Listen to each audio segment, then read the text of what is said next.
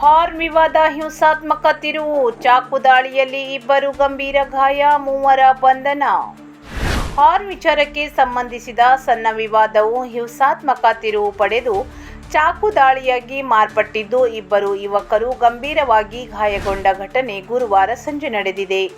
ಜಾಲಿ beach ಕಡೆಗೆ ತೆರಳುತ್ತಿದ್ದ ವೇಳೆ ಬುಲೊರೋ ವಾಹನದ ಹಾರ್ನ್ ವಿಚಾರಕ್ಕೆ ಎರಡು ಗುಂಪುಗಳ ನಡುವೆ ಮಾತಿನ ಚಕಮಕಿ ನಡೆದಿದ್ದು, ನಂತರ ಜಾಲಿದೇವಿ ನಗರ ಕ್ರಾಸ್ ಸಮೀಪ ಜಗಳ ತೀವ್ರಗೊಂಡಿದೆ. ಆರೋಪಿಗಳು ಗುಂಪಾಗಿ ಬಂದು ಸ್ಕೂಟರ್ ಅಡ್ಡಗಟ್ಟಿ ದಾಳಿ ನಡೆಸಿದರೆಂದು ದೂರಿನಲ್ಲಿ ತಿಳಿಸಲಾಗಿದೆ.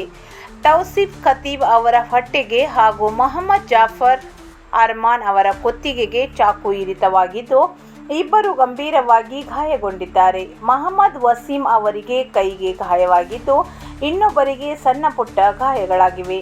ಗಾಯಾಳುಗಳನ್ನು ಆಸ್ಪತ್ರೆಗೆ ದಾಖಲಿಸಿ ಚಿಕಿತ್ಸೆ ನೀಡಲಾಗುತ್ತಿದೆ. ಘಟನೆಯ ಬಳಿಕ ಸ್ಥಳದಲ್ಲಿ ಉದ್ವಿಗ್ನ ವಾತಾವರಣ ನಿರ್ಮಾಣವಾಗಿದ್ದು, ಜನರು ಆರೋಪಿಗಳ ಬಂಧನಕ್ಕೆ ಆಗ್ರಹಿಸಿದರು. ಪ್ರಕರಣ ದಾಖಲಿಸಿದ ಪೊಲೀಸರು ಮೊಹಮ್ಮದ್ ತಾಹಿರ್, ಮೊಹಮ್ಮದ್ ಮೌಲಾ ಹಾಗೂ ಮೊಹಮ್ಮದ್ ಕಾಸಿಂ ಅವರನ್ನು ಬಂಧಿಸಿದ್ದು, ಹೆಚ್ಚಿನ ತನಿಖೆ ಮುಂದುವರೆದಿದೆ.